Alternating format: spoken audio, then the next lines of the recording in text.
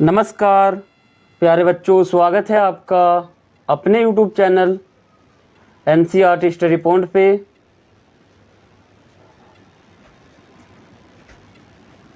तो आगे चलते हैं। तो आज मैं आपको एक न्यू टॉपिक और मोस्ट इम्पोर्टेंट टॉपिक के बारे में बात करने वाला हूं, जो कि है हमारा 1990 के दशक के बाद भारतीय राजनीति में नया बदलाव। तो इसे हम जो है, ये जो आपका टॉपिक है, इस टॉपिक को हम ऐसे भी देख सकते हैं कि 1989 के बाद भारतीय राजनीति में कुछ बदलाव हुए थे, या फिर हम इसे यूं भी देख सकते हैं कि 1990 के दशक के बाद भारतीय राजनीति में नए बदलाव हुए थे। क्योंकि बदलाव तो असली में बदलाव जो है 1989 के बाद ही दिखाई दिया था, लेकिन इसे हम 1990 का दशक भी कहते हैं क्योंकि इन 10 सालों में बहुत सारे बदलाव हो गए थे भारत की जो राजनीति है उसमें। तो ये टॉपिक जो है क्लास 12th के लिए बहुत ही खास होने वाला है, क्योंकि एक चैप्टर भी है क्लास 12th में, भारतीय राजनीति में नए बदलाव या फिर भारतीय राजनीति में प्रवृत्तियां और विकास। तो ऐसा टॉपिक है या फिर ऐसा चैप्टर है, उसके अंदर का ये छोटा सा टॉपिक है जो मैं आपको बताने वाला हूँ। तो बात करते हैं कि 1990 के दशक के बाद भारतीय राजनीति में नए बदलाव कौन से हुए। तो पहला बदलाव जो हुआ वो हुआ था कांग्रेस प्रणाली का अंत।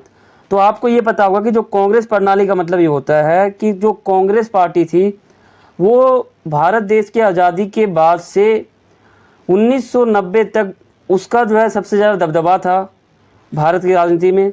लेकिन जो उसका दबदबा था वो ख़त्म हो गया 1989 में। दिखने लग गया कि कांग्रेस प्रणाली का अंत हो चुका है, लेकिन 1990 के दशक तक तो वो पूरा एक तरह से अलग हो चुका था। और आपको ये पता होगा कि कांग्रेस प्रणाली जो है ये बहुत ही एक तरह से, कांग्रेस पार्टी जो है बहुत ही पुरानी पार्टी है। और जो कांग्रेस पार्टी है इसके अंदर ही दो दीवार खड़े हुए थे या फिर दो बंटवारा हुआ था, इंडिकेट और सिंडिकेट। तो आपको ये पता होगा अगर आपने क्लास 12th में चैप्टर पढ़ा है तो जो कांग्रेस प्रणाली थी इसका अंत हो गया 1990 के दशक के बाद। ये आप पहला बदलाव लिखोगे जब भी आपके पेपर में आएगा। तो दूसरा बदलाव ये हुआ था कि शीत युद्ध की समाप्ति हो गई। यानी जो शीत युद्ध चल रहा था, कोल्ड वार जो चल रहा था, वो 1945 से 1991 तक जो शीत युद्ध चला उसका अंत जो है वो कुल मिलाकर 1990 के दशक में हो गया। क्योंकि दशक का मतलब होता है 1990 से लेकर सन 2000 तक का जो समय है उसे हम 1990 का दशक कहते हैं। तो 1991 में शीत युद्ध की समाप्ति हो गई। तो ये जो है हमारा दूसरा बदलाव हो जाएगा, क्योंकि जो शीत युद्ध आपको पता होगा सोवियत संघ और अमेरिका के बीच में लगभग 1945 से लेकर 1991 तक चला था। तो हमारा जो तीसरा बदलाव है वो है गुट निरपेक्षता की नीति को अपनाई गई। आपको ये पता होगा जब नेहरू की सरकार आई थी, नेहरू जी की, तब उसमें जो है गुट निरपेक्षता की जो नीति थी वो अपनाई गई थी। गुट निरपेक्षता का मतलब होता है जो दो गुट थे, सोवियत संघ और अमेरिका, उनसे बराबर दूरी बनाए रखना, इसी को कहते हैं गुट निरपेक्षता। तो ये जो नीति थी इसको अपनाई गई थी सन 1990 के दशक के आसपास। ये मैं आपको क्लियर कहूँ तो 1989 में अपनाया गया था, लेकिन हम इसे 1990 का दशक कह देते हैं।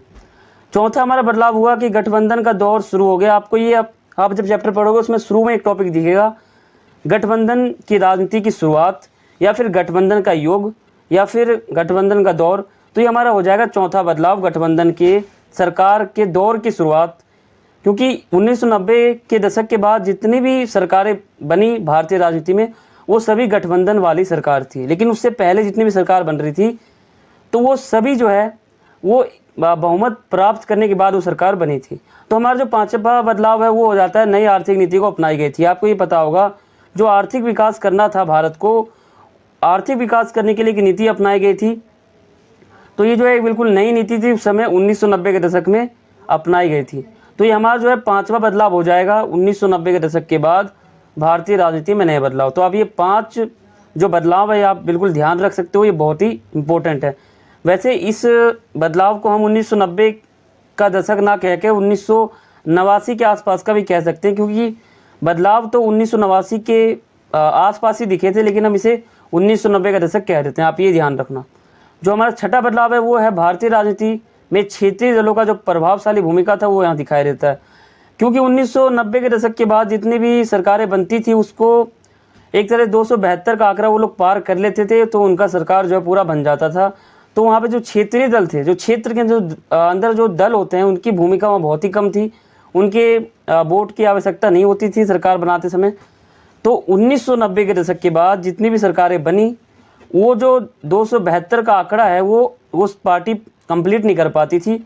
तो ऐसे में गठबंधन का एक तरह से गठबंधन सरकार बनाने की नौबत आन पड़ी थी, और जितनी भी सरकार उस समय बनती थी वो सभी गठबंधन वाली बनती थी। आपको पता होगा अभी भी जो सरकार बनती है वो भी गठबंधन वाली बनती है। तो जो क्षेत्रीय दल है उनसे जो है एक तरह से बहुमत लिया जाता है, उनका जो वोट है वो लिया जाता है, मिलाकर 272 का आंकड़ा कंप्लीट करना पड़ता है।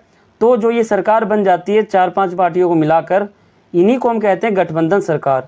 तो जो हमारा छठा बदलाव है वो हो जाता है भारतीय राजनीति में क्षेत्रीय दलों का जो भूमिका है वो बहुत ही प्रभावशाली दिखाई देती है 1990 के दशक के बाद। आपको मैं फिर बता दूं ये बहुत ही इंपॉर्टेंट टॉपिक है आपके चैप्टर का। आपका ये 9वां चैप्टर है, सबसे आखिरी, भारतीय राजनीति में नए बदलाव या फिर भारतीय राजनीति में प्रवृत्तियाँ और विकास। हमारा जो 7वां बदलाव है वो हो जाता है अमेरिका का वर्चस्व कायम हो गया। यानी जो अमेरिका जो देश है इसका जो वर्चस्व का मतलब होता है पावर, यानी जो पावर है वो कायम हो गया 1990 के दशक के बाद। वैसे तो इसका पावर 1990 के दशक के पहले भी था, लेकिन जब एक जो हमारा गुट था या फिर एक जो महाशक्ति थी वो खत्म हो गए, तो उसके बाद अमेरिका का जो वर्चस्व है वो पूरा खुल के सामने आ गया 1990 के दशक के बाद। आपको ये पता होगा 1991 में जो है शीत युद्ध की समाप्ति हो गई थी। शीत युद्ध की समाप्ति की घोषणा उस समय हो गई थी। तो ये हमारा हो जाता है टोटल बदलाव। तो ये आप बदलाव याद रख सकते हो। तो ये हमारा था ये वीडियो। तो आपको ये जो टॉपिक है समझ में आया होगा, आशा करता हूँ। तो ये हमारा जो चैप्टर था या फिर हमारा जो टॉपिक था चैप्टर का वो बहुत ही इंपॉर्टेंट है। आपको ये पता होना चाहिए ये जो टॉपिक है बहुत ही इंपॉर्टेंट है।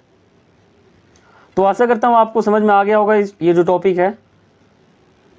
तो मिलते हैं अगली वीडियो में, तब तक के लिए थैंक्स फॉर वॉचिंग।